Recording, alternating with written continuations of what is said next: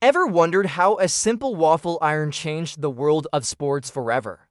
It's a wild story, and it all starts with one of the most iconic brands on the planet, Nike. But to get the full picture, we need to go back, way back, before the swoosh even existed.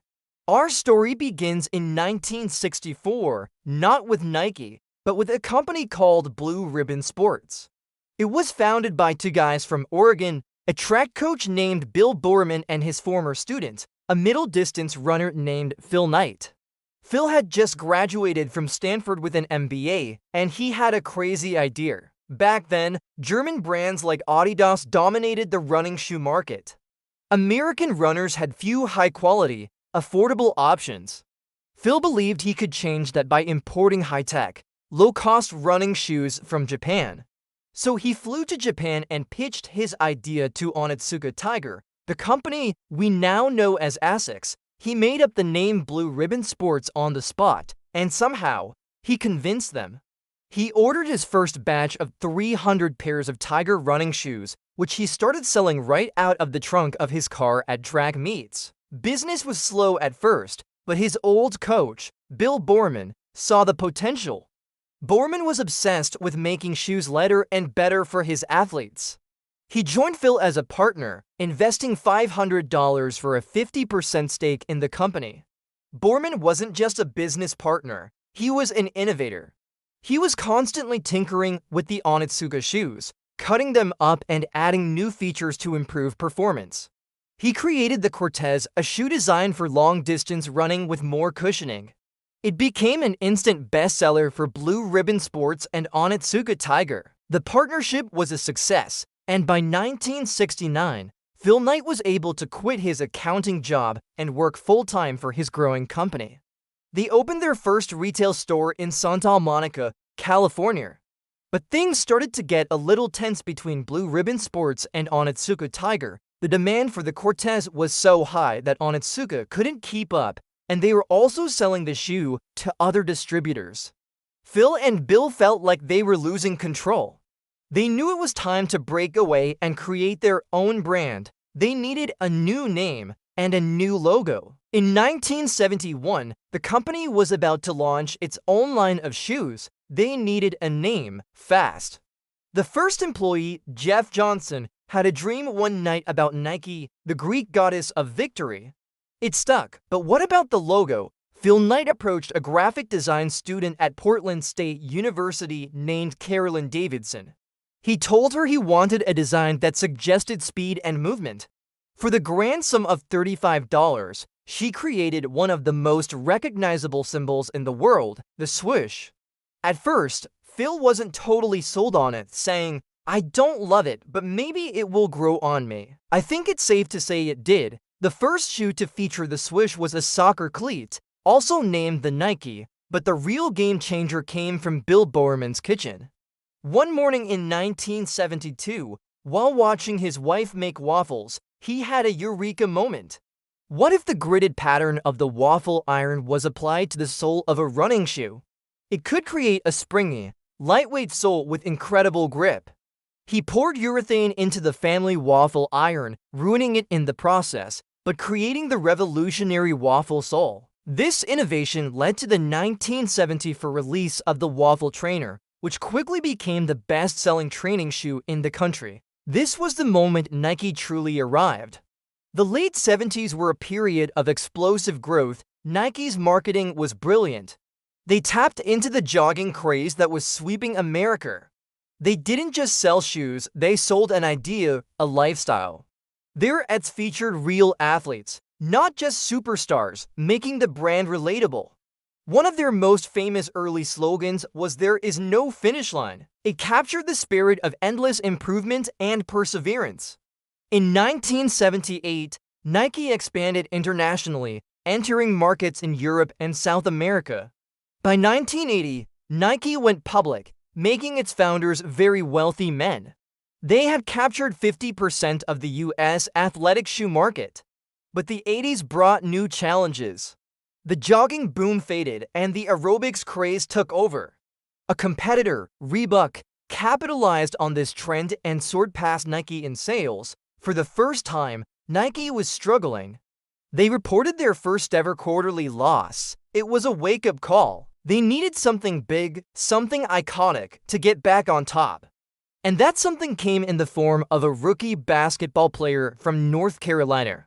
In 1984, Nike made what was probably the biggest gamble in its history. They signed a relatively unknown basketball player named Michael Jordan to an unprecedented endorsement deal. At the time, Converse was the king of the basketball court. Nike wanted to shake things up. They designed a signature shoe for Jordan, the Air Jordan 1, in bold red and black colors that violated the NBA's uniform rules. Jordan was fined $5,000 every time he wore them on court, and Nike happily paid the fine. The controversy was marketing gold. The banned shoes became a symbol of rebellion, and every kid in America wanted a pair. The Air Jordan line wasn't just a shoe, it was a cultural phenomenon. It single-handedly revived Nike's fortunes and transformed the athletic footwear industry forever. The success of the Air Jordan led to the creation of the Jordan brand, a subsidiary of Nike that is a billion-dollar empire in its own right. Building on this momentum, in 1988, Nike launched one of the most famous advertising campaigns of all time. The Just Do It slogan, simple, powerful, and universal. It was created by the ad agency Whedon plus Kennedy and was inspired by the last words of a convicted murderer, a bit dark, but it worked. The slogan resonated with people everywhere, encouraging them to push their limits, whether they were professional athletes or just trying to get off the couch. The campaign was a massive success, cementing Nike's position as a global marketing powerhouse. Throughout the 90s, Nike continued to dominate. They signed a whole new generation of superstar athletes like Bo Jackson, Andre Agassi, and a young golfer named Tiger Woods. The Bo Knows campaign was a cultural touchstone, showcasing Jackson's incredible versatility. When Nike signed Tiger Woods in 1996, it was another bold move. Golf was seen as a stuffy, traditional sport. Nike brought its signature edge and attitude to the golf world, and with Tiger's phenomenal success, Nike Golf became a major player. However, the late 90s also brought Nike its first major public relations crisis. Reports emerged about poor labor practices and low wages in the overseas factories that produced their products. Protests and boycotts erupted on college campuses and around the world. Nike's image as a cool, progressive brand was suddenly under threat.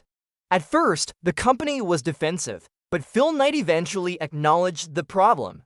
In a landmark speech in 1998, he admitted, "The Nike product has become synonymous with slave wages, forced overtime, and arbitrary abuse." He announced a series of reforms, including raising the minimum age for workers, adopting US OSHA clean air standards in factories, and expanding independent monitoring.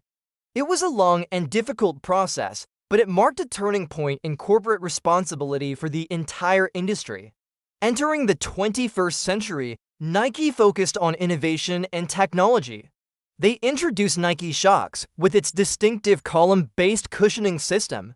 They acquired other brands, including Converse in 2003, bringing another classic American icon into the fold. They also heavily invested in digital technology. The Nike Plus partnership with Apple in 2006 was groundbreaking. A sensor in your shoe could track your run and sync the data to your iPod. It was one of the first major steps into the world of wearable tech and connected fitness, long before fitness trackers were common. Today, Nike is more than just a shoe company. It's a global behemoth, a cultural force that shapes fashion, sports, and marketing. They continue to push boundaries with both their products, like the self-lacing Adapt shoes, and their marketing. Their 2018 campaign featuring Colin Kaepernick, with the tagline "Believe in Something," even if it means sacrificing everything, sparked intense debate and became one of the most talked about ads in recent memory. It showed that even after all these years, Nike is not afraid to take a stand and be part of the cultural conversation.